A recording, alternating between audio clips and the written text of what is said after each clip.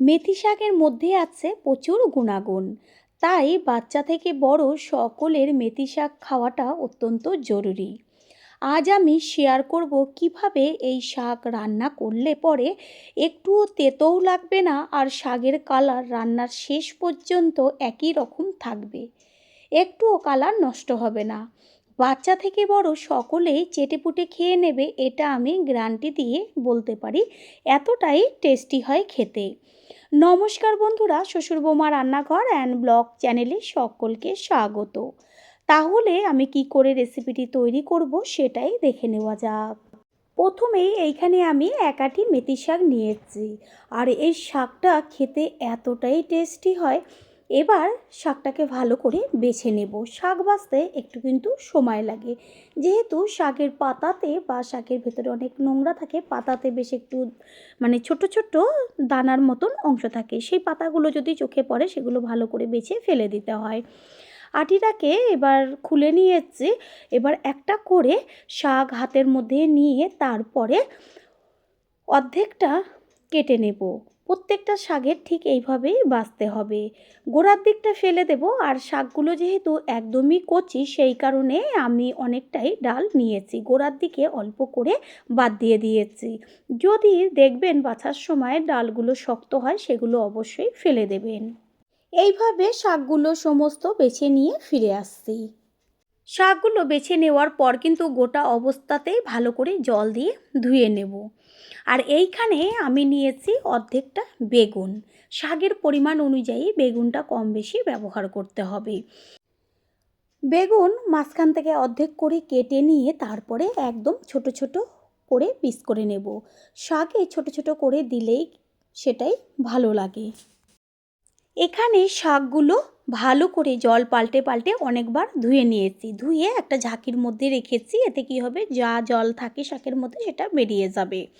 শাক সব সময়ের জন্যই কেটে নেওয়ার আগে ধুয়ে নিতে হয়, এতে শাকের ভেতরে যে পুষ্টিগুণগুলো থাকে সেগুলো বেরিয়ে যায় না। সেই কারণে আগে সব সময় শাকটা ধুয়ে নেবেন। শাক এইখানে একদম ছোট ছোট করে কেটে নিয়েছি। গ্যাসের ওভেনে কড়াই বসিয়ে তারপরে শাকটাকে সম্পূর্ণ এর মধ্যে ঢেলে দেব।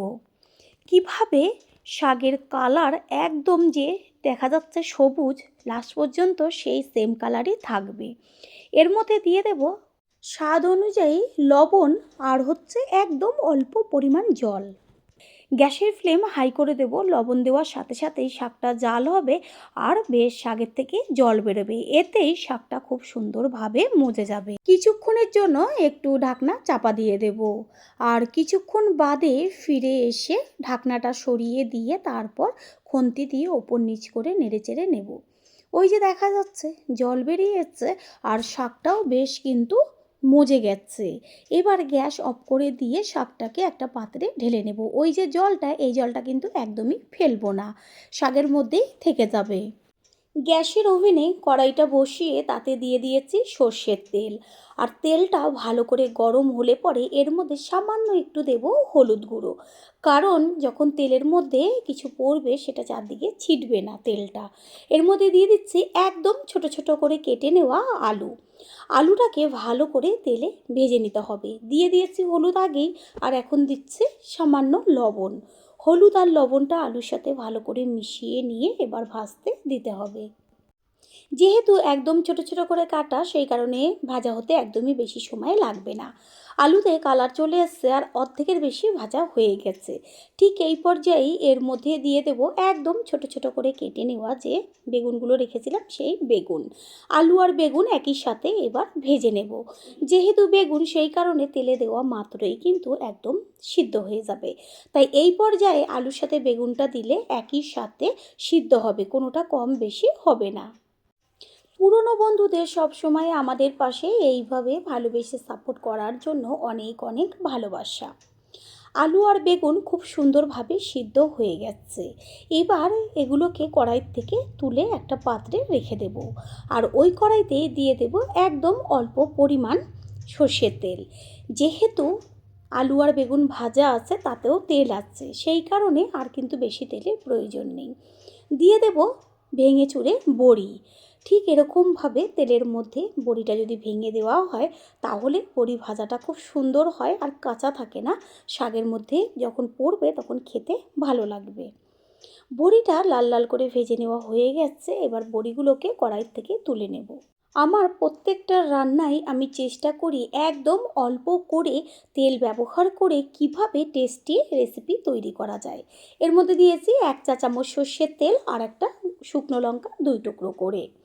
লঙ্কাটা হালকা করে ভেজে নেব গ্যাসের ফ্লেম লোতে রেখে। লঙ্কা ভাজা হলে এর মধ্যে দিয়ে দিলাম ছোটো চামচের 1 চা চামচ কালো জিরে। ফোড়নের থেকে সুন্দর একটা গন্ধ বেরোচ্ছে, এই পর্যায়ে দিয়ে দেব বেশ কিছুটা পরিমাণ রসুন থেতো করে। আর এইভাবে যদি থেতো করে তেলের মধ্যে রসুনটা ভাজা হয় এত সুন্দর গন্ধ আসে, আর এই গন্ধেতেই কিন্তু খিদে পেয়ে যায়। বেশ লাল লাল করে রসুনটাকে ভেজে নেব। রসুন ভেজে নেওয়া হয়ে গেছে, দিয়ে দিচ্ছি ঝালের জন্য চিড়ে নেওয়া কাঁচা লঙ্কা। ঝালটা যে যেমন খাবেন সেই অনুযায়ী ব্যবহার করবেন। তারপরেই এর মধ্যে দেব একটা বড় সাইজের পেঁয়াজ, আমি ছোট ছোট করে কুচিয়ে নিয়েছি। সেই পেঁয়াজটা গ্যাসের ফ্লেম একদম লোতে রেখে তারপরে পেঁয়াজটাকে ভাজবো।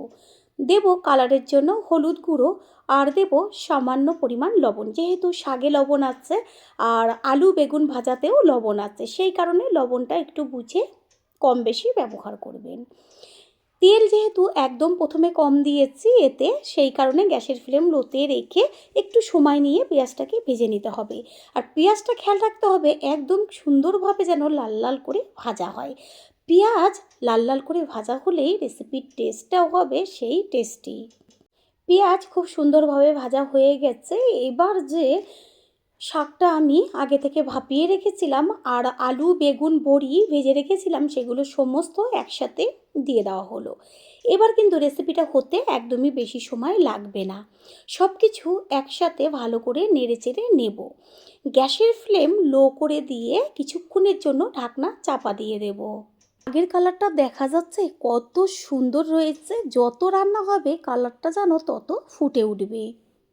প্রথমবার যারা আমাদের চ্যানেল ভিজিট করছেন তাদের আন্তরিক শুভেচ্ছা ও অনেক ভালোবাসা।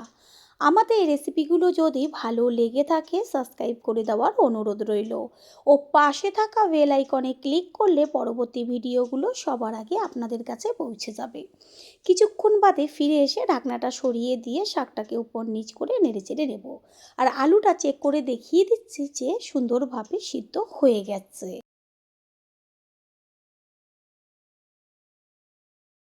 সমস্ত কিছুর ব্যালেন্সটা ঠিক রাখার জন্য দিয়ে দিচ্ছি একদম অল্প পরিমাণ একটু চিনি।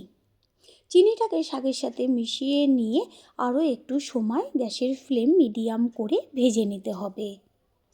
এই শাক তো অনেকে অনেক রকমভাবেই রান্না করে খেয়েছেন, আমি বলবো একবারের জন্য হলেও ঠিক এইভাবে শাকটা রান্না করে খেয়ে দেখুন, তারপর এসে কমেন্ট করে জানিয়ে যাবেন।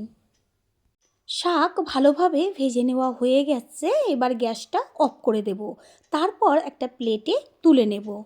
কালারটা দেখা যাচ্ছে কত সুন্দর। তৈরি হয়ে গেল আজকের রেসিপি। আশা করি রেসিপিটি ভালো লাগলো। আর যদি ভালো লেগে থাকে একটা লাইক কমেন্ট পারলে একটা শেয়ার করে অবশ্যই জানাবেন। আপনাদের দেওয়া একটা লাইক ও লাইকের পাশে থাকা হাইপ আর একটা শেয়ার আমাদের কাছে অনেক অনেক গুরুত্বপূর্ণ। All friend, thanks for watching my video. আপনারা সকলে ভালো থাকবেন, সুস্থ থাকবেন। আবারও দেখা হবে অন্য কোনো রেসিপির এপিসোডে।